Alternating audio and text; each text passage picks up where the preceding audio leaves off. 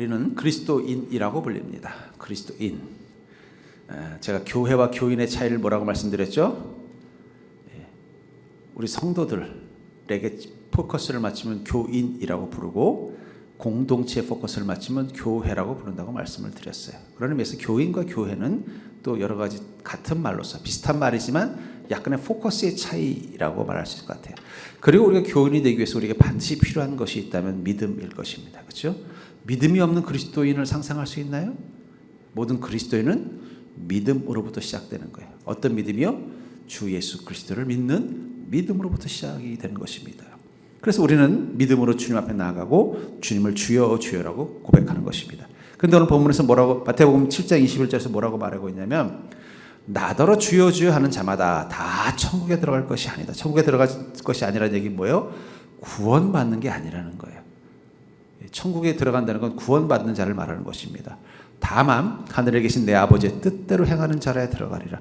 아니, 믿음은, 주님을 믿는 믿음은 구원의 조건이라고 말하고 있는데 여기서 행함을 이야기하고 있다는 거예요. 그래서 주여 주여 하는 자라는 것은 어떤 사람이에요?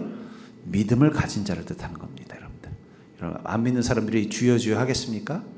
예. 세상 사람들이 주여 주여 할 때는 뭐예요? 그건 알코올을 말하는 거예요. 알코올. 예. 소주를 주여 주여 하지 십자가를 주여 주여 하지 않는다는 거예요. 누구만 주여 주여라 그래요? 예수 그리스도를 믿는 자들만 예수님을 주여 주여라고 한다면, 믿음으로 사는 자가 주여 주여인데, 주여 주여 하는 게 당연히 믿음으로 사는 자인데 다 천국에 들어가는 게 아니라는 거예요. 그럼 뭐 어떻게 하라는 얘기입니까? 다만 하늘에 계신 내 아버지의 뜻대로 행하는 자라에 들어간다.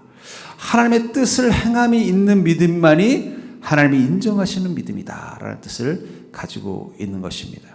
우리는 믿음과 행함을 구분 지으려고 합니다. 물론 구분점이 있습니다. 그러나 믿음과 행함 속에는요, 관계성이 있다는 거예요. 야고보서 2장 22절에 보니까 내가 보거니와 믿음이 그의 행함과 함께 일을 하고 행함으로 믿음이 온전하게 되었느니라. 뭐라고 말하고 있어요? 믿음이 무엇과 함께 일한다고요? 행함과 함께 일하고, 행함은요, 믿음을 통해서 온전해진다. 그러니까 여러분, 믿음과 행함은 우리 안에 두 가지가 아니라 그것이 어떻게 되는 거예요? 하나, 동전의 양면 같다라는 거예요. 그래서 저는 이걸 이렇게 정의합니다. 믿음이 없는 행함은 맹목이요, 행함이 없는 믿음은 공허하다. 원래 칸트가 쓴 단어인데 저는 그거를 여기에 적용해서 절대로, 그러니까 믿음이 행함 없는 행함은 맹목적이고 행함이 없는 믿음은 공허하다. 여러분, 믿음도 없이 뭔가를 한다는 얘기는 뭐가 되는 거예요? 그건 주의가 말해 똥인지 된장인지도 모르고 그냥 막 발버둥 치는 거라 다를 바 없다라는 거예요. 반대로 믿음이 있다고 하지만 그것이 아따한 행으로 나타나지 않는다면 그것은 공허한 것에 불과할 뿐이라는 뜻이라고 저는 해석을 합니다. 즉 결국은 믿음과 행함은요, 함께 일하고라는 이 단어를 통해서, 믿음이 그의 행함과 함께 일하고라는 단어를 통해서 같이 가는 것입니다. 특별히 성령님은 우리의 믿음을 행함으로 바꾸고 우리의 행함을 믿음으로 바꾸시는 역할을 하시는 분이 성령님이라고 저는 규정할 수 있을 것 같아요. 마치 그걸 뭐라고 표현할까? 자동차와 같습니다. 여러분들, 엔진 자동차는 열 에너지를 운동 에너지로 바꾸는 겁니다. 무슨 얘기냐? 엔진 속에서 이 기름이 확 타면 뭐가 생겨요? 열이 생기잖아요. 그럼 열을 가지고 어떻게 해요? 피스톤이 돌아가면서 운동 에너지가 생깁니다. 그럼 그 운동 에너지가 바퀴를 돌릴 때 자동차가 달리는 거예요. 그 열과 운동은 다른 거지만 이걸 어떻게 해요? 바꿔주는 능력을 하는 게 바로 그 자동차의 기술이라는 거예요. 전기 자동차는 뭘까요? 전기 에너지를 운동 에너지로 바꿔주는 게 전기차예요. 이과가 아니라서 잘 모르죠. 이거 이과면은 벌써 중학교 때 배우는 거예요. 제가 무슨 고상한 말을 하는 게 아니에요. 마찬가지라는 거예요. 믿음을 성령님 어떻게 해요? 행함으로 바꿔주기도 하시고, 행함을 또 믿음으로 바꿔주는 거예요. 또 운동 에너지를 또 전기 에너지로 바꾸는 것도 있어요. 그게 뭘까요? 풍력 발전기.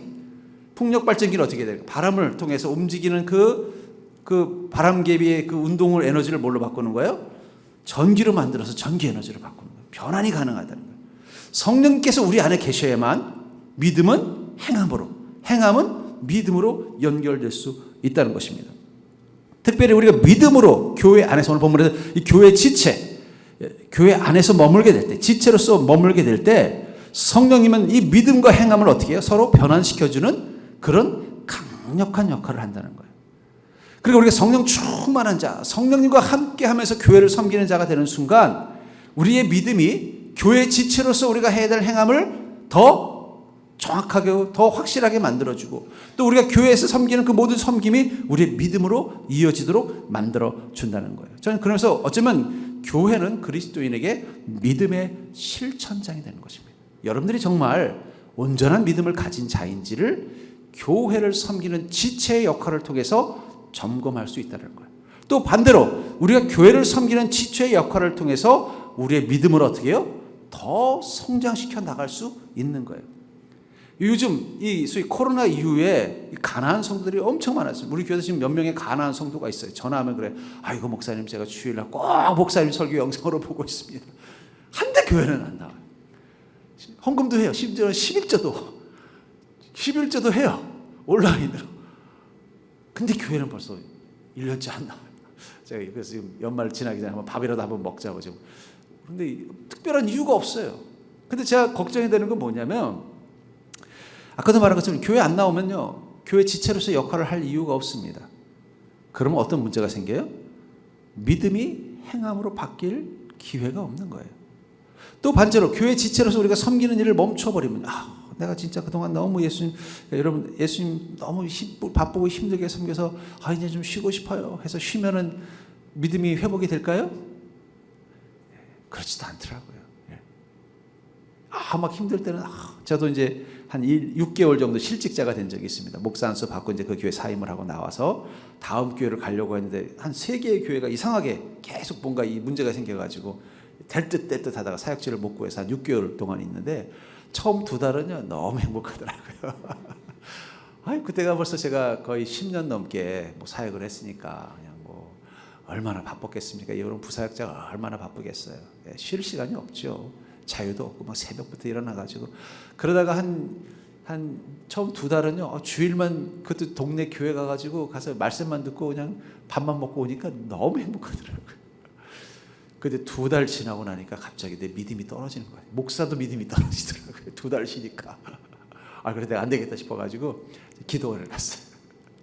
기도를 해가지고 내가 이러다가 나중에 사역지 구해도 이게 내가 목사로서의 이것들 영적인 능력을 잃어버리겠다 싶어가지고 그냥 걱정이 돼가지고 기도를 이제 수시로, 어차피 이제 시간이 남으니까 집에서 그렇게 멀지 않은 서울 외곽 쪽에 있는 기도원에 그냥 수시로 가는 거예요. 가서 그냥 뭐 집회도 듣고 기도도 하고. 제가 그때 깨달았습니다. 우리가 왜 교회의 지체로 존재해야 되는가? 교회는 우리의 믿음의 에너지를 행함의 에너지로, 또 교회 섬김의 에너지를 믿음의 에너지로 전환시키는 곳이 바로 교회라는 거예요.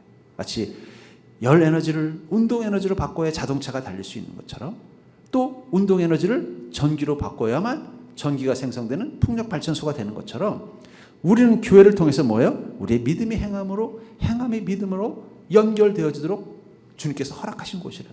그리고 그 중간에 뭐가 있는 거예요? 그 강력한 그 힘을 하시는 게 바로 성령님이 그 역할을 한다는 것입니다. 그렇다면 믿음의 실천장이 된 교회 안에서 우리 교회에 지체된 그리스도인은 어떤 모습으로 교회를 섬길 때 그것이 바로 나의 믿음을 유익하게 만드는 복된 믿음이 될까요? 먼저 우리가 교회를 섬길 때 우리 안에 기억해야 되는 게, 우리는 한 소망 안에서 부르심 받은 자라는 것을 기억하면서 교회를 섬겨야 그 섬김이 섬김 에너지가 믿음 에너지로 옮겨지는 것입니다. 4절을 보시면, 몸이 하나요 성령도 한 분이시니 이와 같이 너희가 부르심의 한 소망 안에서 부르심을 받았느니라. 우리의 몸, 그리스도의 몸을 말하는 겁니다. 교회를 말하는 거죠. 하나요 성령도 한 분이시다. 이와 같이 너희가 부르심의 한 소망 안에서 부르심을 받았다.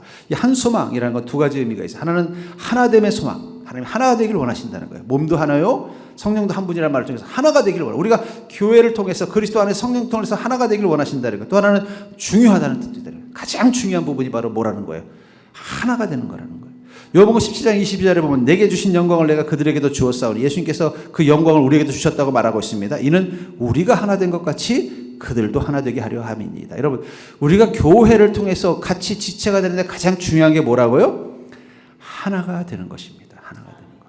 장기 이식을 받은 분들이 장기 이식을 받고 나면 제일 주의하는 게 뭐냐면, 이식받은 장기를 그 몸이 하나로 인식하느냐 안 하느냐가 중요하대요. 만약에 내가 간을 이식을 받았어요. 간 부분 이식을 받으면요, 옆에 있는 간이 너 내 친구네 이러면은 건강이 회복이 된다는 거예요. 근데 너 누구냐? 네가 뭔데 우리랑 같이 있냐 하면서 갑자기 그들을 그 이식받은 간을 내 몸이라고 인식하지 않고 적이라고 간주하면 어떻게 돼요? 그 위험해진다. 그럼 그걸 다시 떼어내고 다시 해야 된다. 그래서 그 이식, 장기 이식을 받고 나면 제일 중요하게 여기는 게 뭐냐면 하나가 됐느냐를 본다는 거예요. 교회도 마찬가지입니다. 여러분들, 교회는 가장 중요한 한 소망, 제일 중요한 게 뭐라고요? 하나가 돼야 된다. 하나가. 그것을 위해서 하나님은요, 그 하나의 기능을 할 수 있도록 우리에게 분량대로 역사하는 각 지체로 우리를 부르셨다는 거예요. 그 역할을 감당하도록 부르셨다는 거예요. 그러니까 우리 지체의 역할은 뭐예요? 우리가 하나가 되게 하는 거예요. 여러분, 제 손과 발이 지금 저를 위해서 지금 열심히 이렇게 또 올리고 있지 않습니까? 제 입은 열심히 여러분들에게 복음을 전하도록 열심히 말하고 있지 않습니까? 다리는 지금 어떻게 하고 있어요? 그런 제 몸을 버티게 하려고 열심히 서고 있는 겁니다. 그것들은 지금 하나가 된 저를 이렇게 이 설교자 안에 서게 한 거예요. 근데 만약에 이게 몸이 아니라면, 제가 그 만화책을 좋아하지는 않지만 가끔 일본의 그 애니메이션들 중에는 좀 볼만한 게 있더라고요. 예를 들면은 그 이름이 생각이 안 나는데 토토로 이런 유명한 만화 감독이 만든 애니메이션들이 있고, 또 최근에는 우연히 하나 보다가 저거 참 철학적이다 하는 게 뭐냐면 이 기생수라는 그런 일본 만화가 있습니다. 우리 젊은이들은 알 거예요. 그 기생수라는 만화는 어떤 거냐면 외계의 그 생물이 인간의 몸속에 들어온 거예요. 인간의 몸속에 들어와서 같이 공존하는 거예요. 같이 공존하다 보니까 어떤 현상이 나타나냐면 생각이 둘이 있잖아요. 그러니까 이제 그 기생수가 들어간, 이 외계인이 들어간 팔이 오른팔이에요. 오른팔은 원래 이 주인 마음대로 안 하고 지 멋대로 하는 거예요. 말을 안 들어요. 그러니까 이 주인이 애를 먹는 거예요. 지 멋대로 하니까. 나는 지금 컴퓨터를 치고 싶은데 갑자기 오른팔에 이제 외계인이 들어가면 만화니까 가정을. 오른팔에 이제 들어가서 자아가 생기니까 얘가 갑자기 바깥에서 나는 소리가 궁금한 거예요. 그러면 소리 어떻게 돼요? 쑥 나가가지고 창밖을 보고 있는 거예요. 얘는 지금 작업을 해야 되는데. 그럼 얼마나 난감하겠어요. 그렇죠? 그러니까 여러분들, 건강한 몸의 가장 기준이 뭐예요? 이게 하나가 되는 거예요. 그래서 나이 먹고 서러운 걸 뭐라 그래요? 뭐라 그러더라?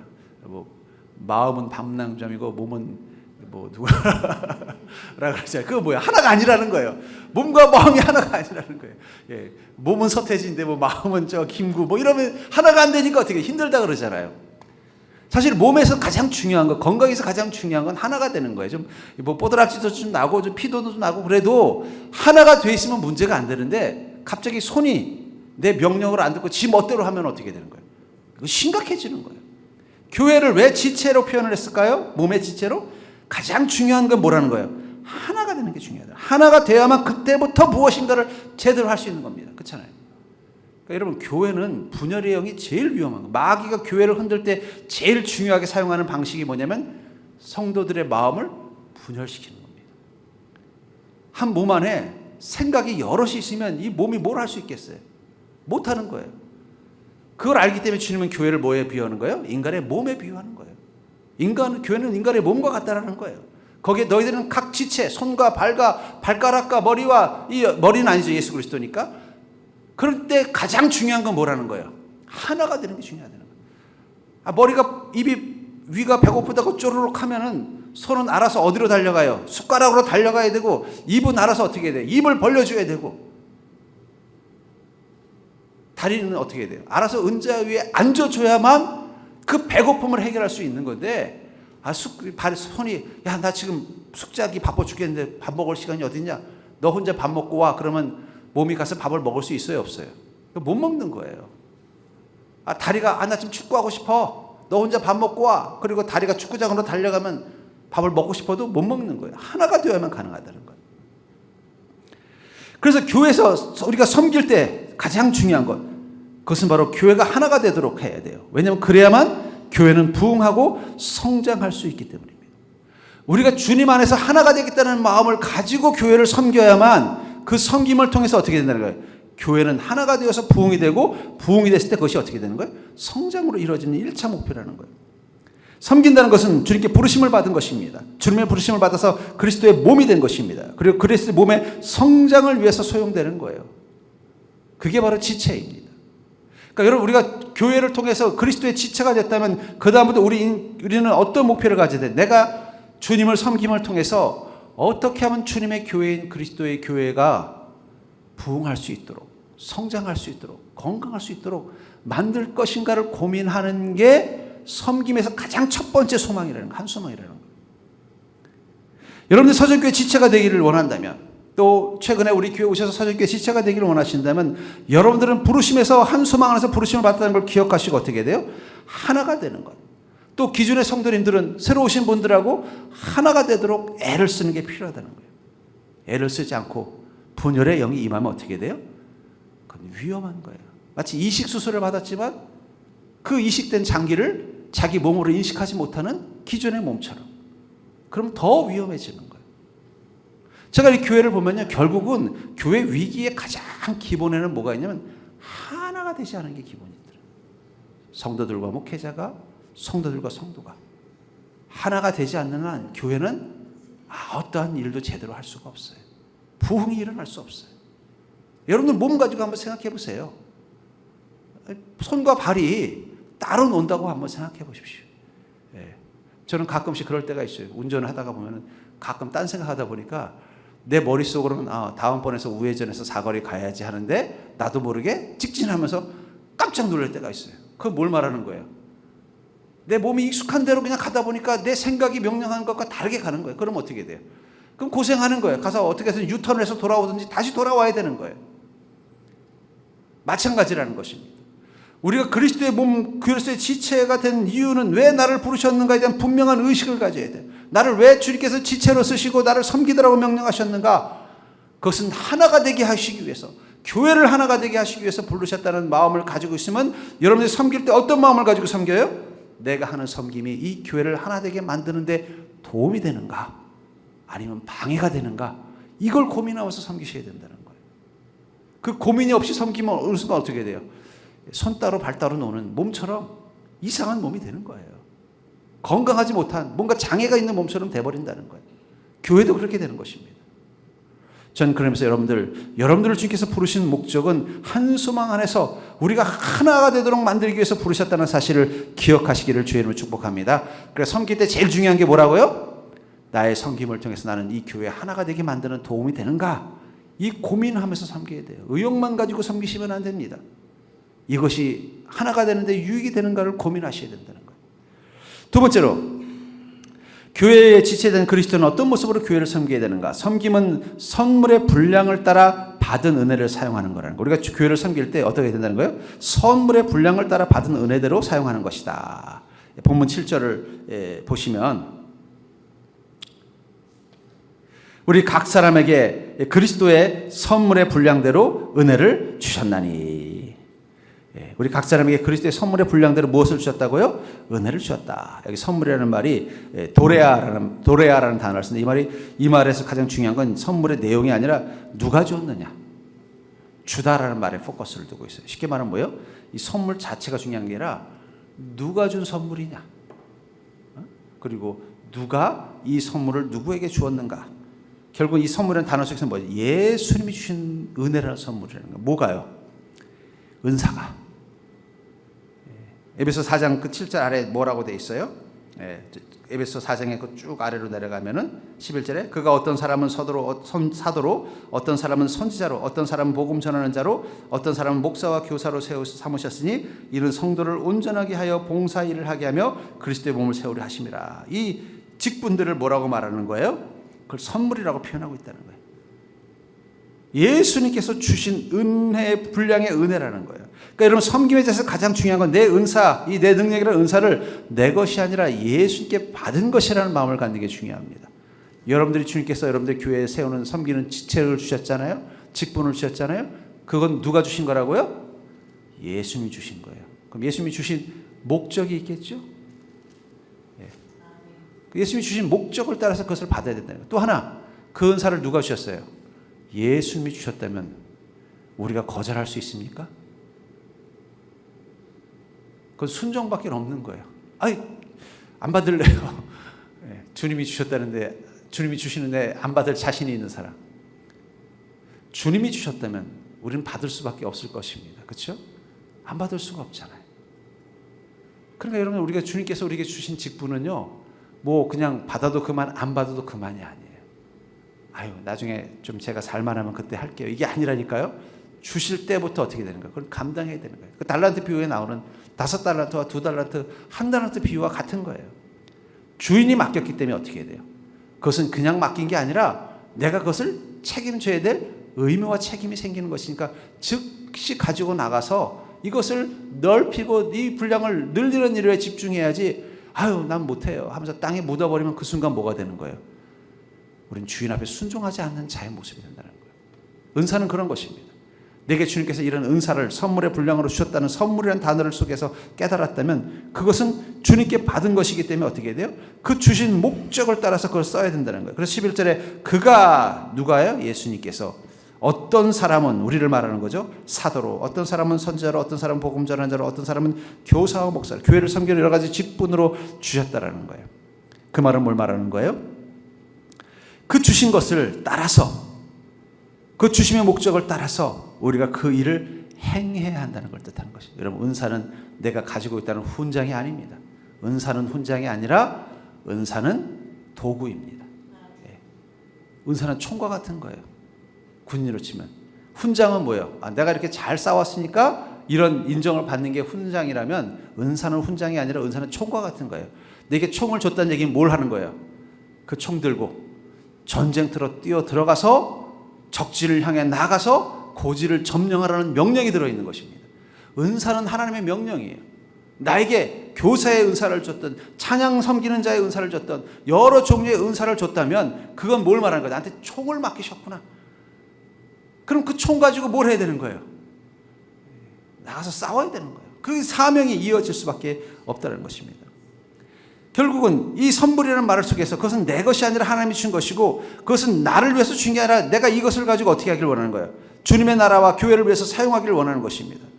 마태복음 14장 19절부터 20절에 보면 이 오병이의 기적에 대해서 이야기하고 있죠. 모래를 명하여 잔디 위에 앉으시고 떡 5개와 물고기 2마리를 가지사 하늘을 우러러 축사하시고 떡을 떼어 제자들에게 주심에 제자들이 무리에게 주니 다 배불리 먹고 남은 조각을 12바구니에 차게 거두었으며. 여기 보시면은 주님께서 이 보리떡 5개와 물고기 2마리를 축복하셔서 그것을 떼어서 누구에게 줬다고 말하고 있어요? 제자들에게 주었습니다. 제자는 그것을 받고 어떻게 했어요?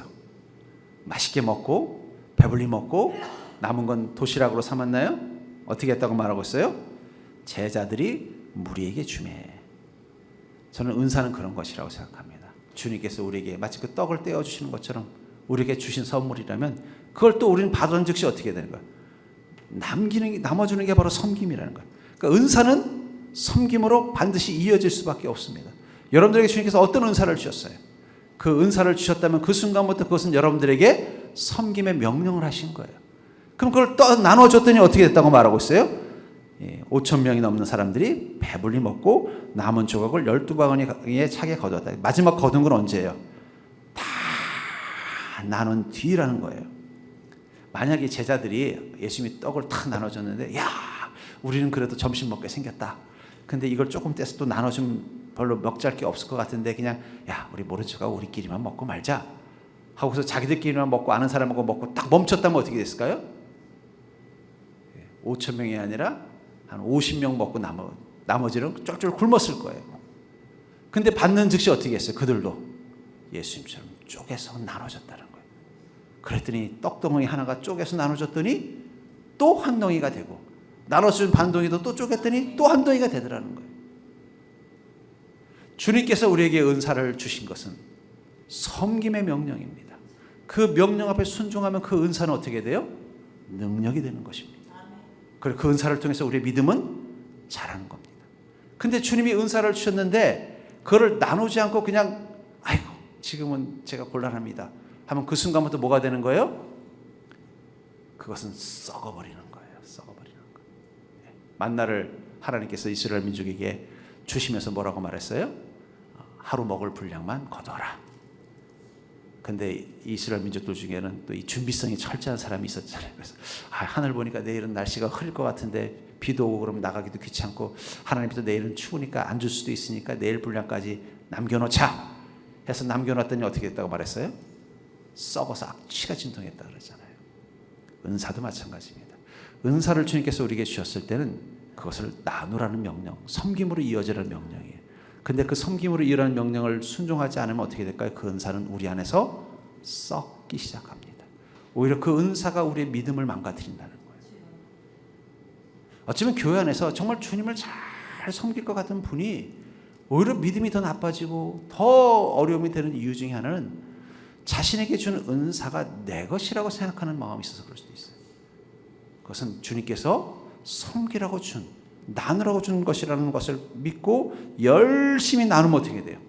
이 오병의 기적처럼 5,000명이 먹고도 12광주리가 남는 것처럼 그 풍성함을 경험하게 된다는 거예요.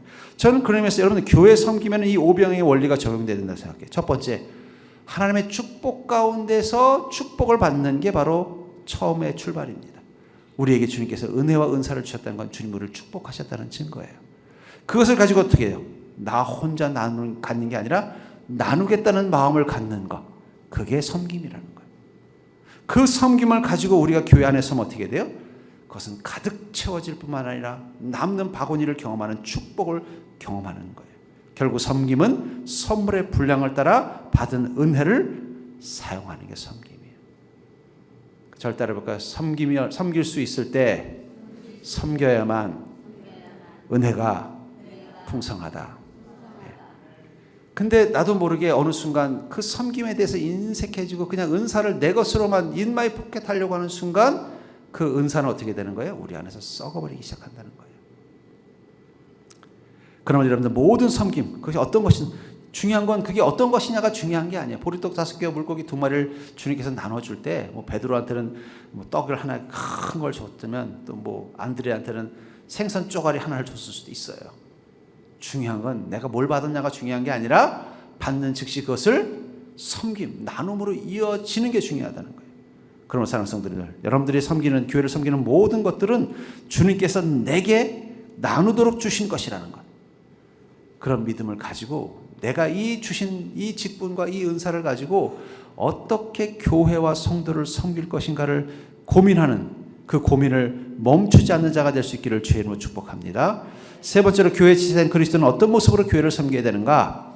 결국 섬김의 목적은 그리스도의 몸을 세우는 작업이라는 거예요. 우리가 그렇게 해서 은사를 받고 그 은사를 나누는 이 일을 통해서 섬김을 하는 목적은 그리스도의 몸을 세우는 것이라는 것입니다. 12절에 보면은 이는 성도를 온전하게 하여 봉사 일을 하게 하며 그리스도의 몸을 세우려 함이라. 결국은 우리 성도들이 성도를 온전하게 한다는 얘기 뭐예요? 믿음이 견고해진다는 거예요. 여러분, 믿음은 자기 혼자서 잘하는 게 아닙니다.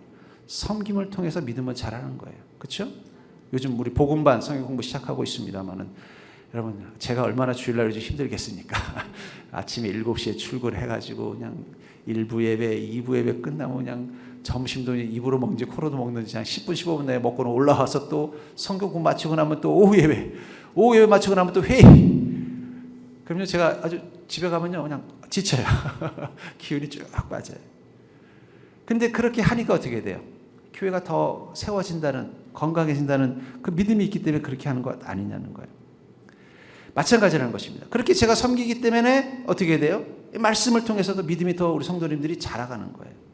그러니까 여러분들, 우리가 교회를 섬기는 것은 어떤 것이든 그것이 교회를 온전히 세우고 성도들의 믿음을 자라게 만들고 또 그리스도의 몸을 세우는 것이라는 그 어떤 정체성, 분명한 어떤 목적을 가지고 우리가 섬기게 되면 그 결과가 어떻게 돼요? 그리스도의 몸이 세워지는 것을 경험하는 것입니다. 교회는 그리스도의 몸입니다. 그리고 그 몸은 아직 완성된 게 아니에요. 계속해서 완성되어져 가는 것입니다. 그 속에서 온전한 성도가 되려면 어떤 모습이어야 되느냐? 아까도 말한 것처럼 하나님께 받은 은사가 있어야 된다는 거예요. 여러분, 모든 그리스도인들에게는 주님께서 은사를 선물로 주셨습니다. 은사를 못 받은 그리스도인은 없어요. 은사의 분량의 차이가 있고 성격의 차이가 있어요. 어떤 사람에게는 좀 더 많이 준 분도 있고 어떤 분에게 조금 준 분도 있어요. 저는 이렇게 목회자니까 이 목사님들을 연구하면서 저 목사님들에게 주신 은사가 뭘까 보면요, 어떤 목사님은 찬양도 못하고 설교도 못하고 성경 공부도 잘 못 가르쳐요. 그래서 내가 아니 저런 분을 왜 하나님께서 목사로 세우셨을까? 저분도 고생하고 하나님도 고생할 텐데, 근데 가까이 해보니까요, 다른 은사를 가지고 계시더라고요. 그분만의 뭔가 은사가 있더라고요. 그러니까 하나님께서 그걸 아셨기 때문에 어떻게 한 거예요? 목사로 세우셨던 거예요. 그래서 제가 그다음부터는 이 교만한 마음을 버렸습니다. 예. 설교를 좀 제가 봐도 좀 못하는 목사님이 있어서 분명히 저분은 내게 주지 않은 더 다른 은사를 저분에게 주셨다. 예. 그렇기 때문에 하나님께 세우셨다는 걸 깨닫는 거예요. 찬양을 저도 못하는 편이지만 저보다 더 못하는 음치 목사님을 보면서도 저분은 찬양을 못하지만은 분명히 다른 쪽에 탁월한 은사를 주셨다. 각기 분량대로 다른 은사를 주셨다. 하나님께 받은 게 있다는 확신이 있다. 여러분 모든 성도들은 분량의 차이, 형태의 차이는 있겠지만 다 은사를 받았다는 거예요. 여러분들이 받은 은사는 무엇입니까? 그 은사를 어떻게 해야 돼요? 은사를 따라서 봉사할 때 온전한 성도가 된다는 거예요. 그 은사를 따라서 여러분이 섬길 때 섬김을 받은 성도와 교회도 세워지지만 여러분들의 믿음도 성장하는 겁니다. 여러분 우리가 믿음이 성장하려면요 그냥 혼자 앉아서 기도한다고 믿음이 성장하지 않아요. 우리는 그 믿음대로 행함이 필요해요. 근데 믿음대로 행할 때 가장 그 믿음의 행함을 적용하기 좋은 곳이 어디예요? 교회예요. 교회 안에서 은사를 따라서 믿음으로 섬기다 보면은 믿음이 자라가는 것입니다. 제가 전에 섬기던 교회에 이제 교회 나온 지 얼마 안 된 그런 한 나이가 한 40대 정도 된 우리 사업을 하는 한 집사님이 계셨어요. 근데 목사님이 그분에게 파격적으로 좀 규모가 있는 선교회 회장을 딱 맡긴 거예요. 그래서 저도 저분이 그렇게 오래된 연륜도 안 됐고 나이도 이제 뭐 40대밖에 안 됐는데 좀 너무 파격적으로 장로님들에게 맡겨도 될까 말까 하는 이 사역을 맡겼나? 그래서 걱정을 했는데 이분이 그 사역을 맡더니 믿음이 너무 좋아진 거예요. 평소 때는 그냥 주일날 아내는 열심히 믿어요. 근데 이제 본인은 이제 잘 교회 생활도 안 하고 그냥 자기 사회생활하기 바빠가지고 그냥 와서 이제 이름만 걸치면서 이제 억지로 성경 공부도 하고 이제 집사까지 받았지만 교회 그렇게 열심히 믿던 분이 아니었어요. 근데 목사님이 어떻게 그분을 이쁘게 보셨는지 어디 선교회 회장을 좀 파격적으로 탁 맡긴 거예요. 그러니까 다들 좀 불만도 있었고 또 성도들 중에는 저 사람 뭐 부인은 열심히 다니지만 저 사람은 교회도 잘 안 다니고 또 뭐 이제 나이도 그렇게 많지 않고 근데 어떻게 선교 회장을 맡기나 뭐 장로도 아니고 집사를 하면서 좀 불평도 좀 있었고 부사역자인 저희들도 좀 걱정이 된 거예요. 이 중요한 사역인데 이게 망가지면. 근데 중요한 건 그분이 그 부분을 봤더니 믿음이 막 자라기 시작하더라고요. 그래서 제가 깨달은 게 있습니다. 예. 우리는 믿음으로 섬기는 것도 있지만 섬김이 믿음을 만들어가는 것도 있다. 아까도 말씀드렸잖아요. 운동 에너지가 열 에너지가 되고 또 열 에너지가 전기 에너지로 바뀌는 것처럼 우리의 믿음이 어떻게 돼요? 또 섬김의 능력이 되기도 하고 섬김이 우리의 믿음을 자라게 만들기도 하는 거예요. 중간에서 누가 연결해 주는 거예요? 그게 바로 성령님의 역할이라는 거예요. 그것을 알기 때문에 주님은 우리를 부르셔서 믿음 갖게 하실 뿐만 아니라 은사를 가지고 섬기도록 만든다는 거예요. 그런 섬김은 특징이 뭐냐? 세 번째, 봉사가 교회에 유익이 되도록 한다는 거예요. 믿음을 따라서 주님이 주시는 은사를 사용하면 그것은 반드시 교회에 유익이 됩니다. 그래서 에베소 4장 15절에 보니까 오직 사랑 안에서 참된 것을 하여 범사에 그에게까지 자랄지라 그는 머리니 곧 그리스도라. 우리가 그 섬김이 그리스도에게까지 자란다라는 것은 그리스도의 마음에 흡족한 혹은 그리스도의 기대치에 충분할 만큼의 섬김이 되는 데서 가장 중요한 건 뭐라는 거예요? 사랑 안에서. 그 사랑은 하나님을 사랑하기 때문에 교회를 섬기는 것이고 이웃을 사랑하는 명령이 있기 때문에 교회를 섬기는 그 사랑의 기초에서 또 뭐예요? 그에게까지 자란다. 예수님께서 하신 모습, 십자가의 도를 따라서 그 섬겨 나갔을 때 어떻게 된다는 거예요? 그 섬김은 교회를 복되게 만든다는 거예요. 저는 그러면서 봉사, 섬김이 없는 신앙생활, 그것은 믿음을 위태롭게 만들 수 있다는 것을 기억하시기 바랍니다.